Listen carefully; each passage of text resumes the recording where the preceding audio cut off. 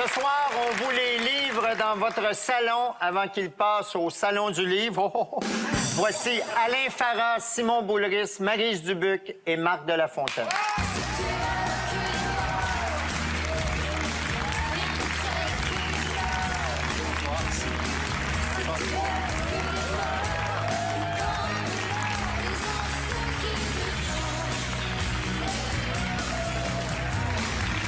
Bonsoir à vous quatre, bienvenue à Tout le monde en parle. Excuse-moi, Guy. Ça me fait juste rire parce que je me promenais dans les coulisses, je me disais, c'est qui le gars avec la casquette des régates devant aller faire? Il était invité sur le show. Le Salon du Livre va se tenir à la Place Bonaventure du 20 au 25 novembre prochain. On a décidé de profiter de l'occasion pour réunir des auteurs dont les œuvres variées font beaucoup parler.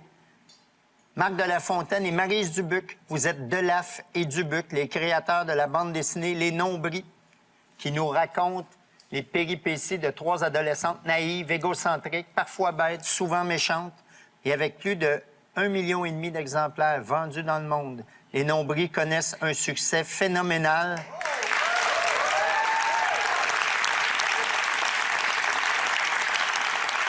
Tout d'abord, les Nombris sont nés en 2004 dans le magazine humoristique Safarir. Quelle était votre intention en créant les Nombris? Pourquoi ce choix de mettre en scène des adolescentes? Tout simplement, on s'est dit, Safarir, c'est lu par des garçons. On va mettre en scène des filles. Mais ce qui se passe finalement, c'est que Les Nombris est considéré comme étant une bande dessinée pour filles. C'est vraiment pour cibler un public. Marc et moi, je pense que c'est pas notre. Oui, vous l'avez pas notre fort. Vous l'avez pas clairement pas pour ça. Bien, ce qui prouve d'ailleurs les 1,5 million d'exemplaires vendus. Vous l'avez vraiment pas. Simon Boulris, Oui, avec la jolie casquette. agence avec mes souliers. Vous êtes comédien, metteur en scène, mais surtout un auteur. Oui. Parmi vos plus récents livres, on retrouve Un verger dans le ventre. Très joli. Merci. Et Jeanne Moreau a le sourire à l'envers. Vous écrivez des pièces de théâtre, de la poésie, des romans et des livres pour enfants. Vous êtes dans la jeune trentaine, mais le nombre de vos ouvrages ferait pâlir d'envie bien des auteurs établis. Avez-vous une vie à part écrire? Je n'ai que ça. Et je pense que cette envie d'écrire constamment, j'écris tous les jours. Toujours. Je pense, si je suis vraiment honnête, je pense que j'ai envie qu'on n'oublie pas en publiant constamment comme je le fais. Alain Farah, vous êtes professeur adjoint à l'Université McGill au département de langue et de littérature française. Vous venez de publier votre deuxième roman, Pourquoi Bologne, qui est en liste pour le Grand Prix du Livre de Montréal qui sera dévoilé demain lundi. Oui. C'est pas la première fois que vous passez à Tout le monde en parle, vous, c'est la deuxième fois. Parce qu'à la première de Tout le monde en parle... Il y a 10 ans. Le 12 septembre 2004, Alain était là, Manon. Ben non. T'es dans le public? T'es où?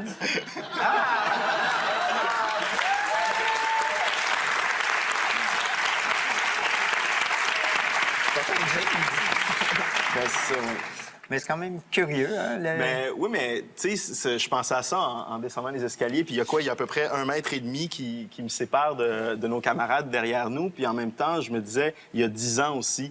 Et puis dans ces 10 ans-là, ben, il y a tellement de libraires, il y a tellement de lecteurs, il y a tellement de gens qui ont été sur mon chemin pour me permettre de franchir ce mètre et demi-là. Vous faisiez quoi il y a 10 ans? Ben, il y a 10 ans, j'ai étudié la littérature. Je travaillais en librairie, comme la plupart des gens qui sont en lettres. Puis j'avais ce désir-là de devenir écrivain. Et puis j'ai rencontré un libraire, donc Éric de la Rochelière, qui a lancé une maison d'édition qui s'appelle Le Cartanier. Et puis depuis, donc 10 ans, on travaille ensemble. Belle histoire. Merci. Simon, sur votre page Facebook, aujourd'hui, vous avez écrit que vous étiez bon pour faire la split. Oui. C'est écrit, j'ai hâte de voir s'ils vont me la faire faire. Ben non, mais... Non, mais je veux dire... En fait, est-ce c'est que ça vous tente de faire? Ben oui, je pourrais certainement le faire. Sinon, ici en haut, là. Ça fait longtemps qu'on n'a pas eu une split. Dans quel sens? Ben, le sens que tu veux. Ah, parce qu'on a le choix? Mais j'ai peur de fendre mon pantalon un peu, mais... Il est ambidextre. Alors, j'y vais. Hey, je me suis pas réchauffé. Je pense que j'ai fendu un peu. Ben, c'est notre... C'est quoi? C'est notre 10e split? Oui, c'est vrai. Mais seulement 2 par un garçon et l'autre, Ah, c'était c'était Guillaume Guillaume. le Métis-Vierge. Ah, Quand même. quand même.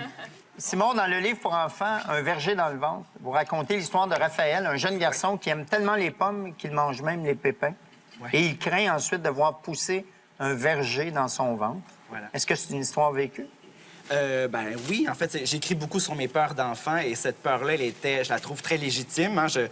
On a tous, je pense que c'est assez universel. Je rencontre beaucoup d'enfants. D'ailleurs, quand je rencontre les enfants, je disais à Dany tout à l'heure que je fais la split pour les charmer dès le départ. Puis ensuite, je leur parle de littérature. C'est un peu racoleur, là, j'en conviens, vas les mais bon, chercher. c'est une façon comme une autre d'aborder les enfants. Quoique faire de la split devant des enfants, tu peux te faire arrêter aussi. Mais c'est une split vraiment inoffensive. Oui, c'est toujours très pleine clair. candeur, donc ça passe bien. Mais, ben voilà, donc c'était une peur que j'avais enfant, que j'ai... En fait, c'est l'enfant qui extrapole, qui grossit tout le drame qui peut jaillir de Mais l'idée les de- enfants t'ont dit qu'eux aussi avaient peur en mangeant un pépin d'avoir Ouais, un ouais, arbre ouais. dans leur Il y en a ventre. même qui croient que c'est Vous avez ça, possible. toi? m'est arrivé. Tu as eu ça aussi? T'as jamais pensé ça? Non. Non? J'ai vraiment perdu ta naïveté. Ben, Tu j'ai avais pas, comme euh, 6 mois. T'as un cœur de pierre, Danny. Alain, l'action de votre roman vous met vous-même en scène et se déroule à Ravenscrag, une maison située sur le Mont-Royal, transformée en institut psychiatrique en 1940. Votre livre s'inspire du projet MK Ultra, une expérimentation menée par un psychiatre de l'Université McGill pour le compte de la CIA pendant la Deuxième Guerre mondiale. Et paraît-il que c'est un peu la faute de Macha Grenon, si vous vous êtes intéressé à cette histoire. Qu'est-ce qu'elle a fait, Macha? Ben, pendant que Simon pratiquait ses splits et puis mangeait des pommes et puis avalait les pépins, ben moi, je viens d'une famille, mes parents sont des immigrants, donc d'Égypte et puis du Liban. Et puis, en arrivant ici, il n'y avait pas grand-chose et puis il n'y avait surtout pas de livres. Donc moi, la culture, chez moi, est rentrée par la télévision.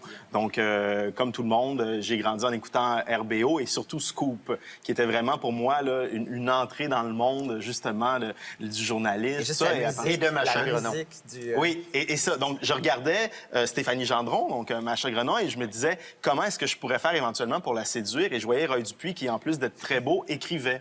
Donc, je me suis dit, je pourrais peut-être me mettre à écrire moi aussi. Et vous avez Donc, fait ça pour Macha Grenon. peut-être, on résumerait l'histoire un peu vite si on dit ça comme ça, mais peut-être que oui. Mais ce qui est particulier, c'est que 20 ans plus tard, en arrivant en poste à l'Université McGill, j'ai commencé à me sentir mal parce qu'on se sent mal quand on a un nouveau travail, on a du stress, etc. Et je me suis dit, ça fera pas un bon livre de dire que je me sens mal parce que j'ai un nouvel emploi. Je me suis dit, ce qui ferait un bon livre, c'est de raconter l'histoire que je suis manipulé par la CIA. Et je me suis rendu compte que Macha Grenon avait joué donc, dans une télésérie qui s'appelle Le Pavillon de l'oubli. Et elle était au cœur donc, de ce drame-là. Donc, je me suis rendu compte que, comme toujours, tout est dans tout et vice-versa. Est-ce que vous l'avez rencontré, Macha? Malheureusement, non. Donc, Non? si l'émission de ce soir peut faire en sorte... Non, je sais pas. Je sais pas si elle sait qu'elle est au cœur de... Elle vient-tu te faire un maudit saut dans son salon un peu comme elle? C'est ça. Le son, elle va le faire quand elle va lire le livre, Louis. C'est ça qui m'inquiète. Macha, on te doit ce livre-là, on va te le faire parvenir et on veut surtout avoir tes Moi commentaires. aussi, j'écoutais Scoop pour Macha. Ça, Ouais. ça te rassure, là. Maryse et Marc, même si Les Nombris sont une BD humoristique, vous n'hésitez pas à aborder des thèmes aussi lourds que le suicide, la dépression, les troubles alimentaires, la drogue. Des thèmes souvent abordés en littérature jeunesse, rarement en BD. Pourquoi ces thèmes? C'est vrai qu'en BD tout public, on a tendance à pas aborder des thèmes trop graves, se limiter justement à l'humour, faire de l'humour, mais avec Les Nombris, on s'est vite rendu compte, en fait, c'était pas prémédité dès le départ. Hein. Dès le départ, on avait le schéma, c'était les deux pestes qui tapaient toujours sur la victime, puis à un moment donné, on s'est rendu compte qu'on pourrait pas répéter ça éternellement.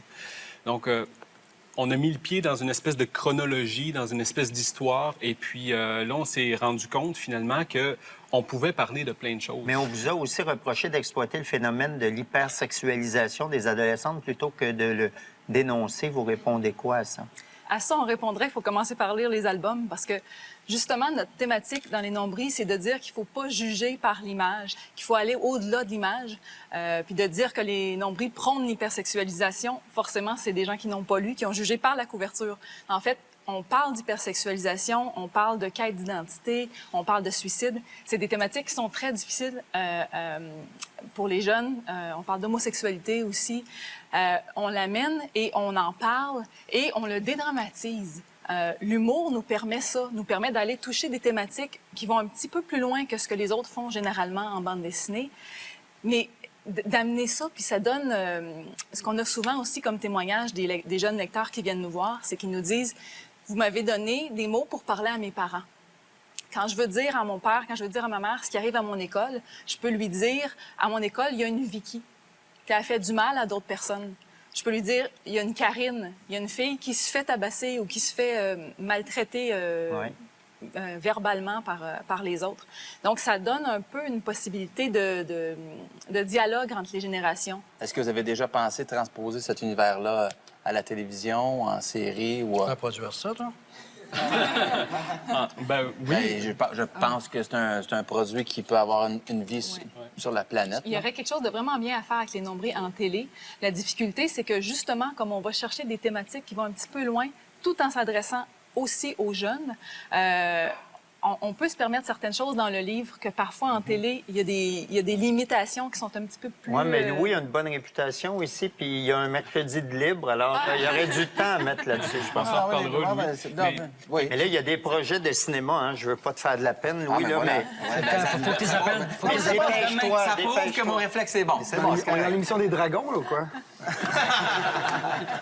Dans les nombris, on peut parler d'anorexie chez les adolescentes, mais Simon, dans votre roman jeunesse, Jeanne Moreau a le sourire à l'envers, vous abordez l'anorexie aussi. Est-ce que l'anorexie des hommes et celle des femmes se manifestent de la même façon? Ben oui, c'est la même chose. C'est juste que je trouve que c'est une thématique qui est très rarement abordée, en tout cas d'un point de vue masculin.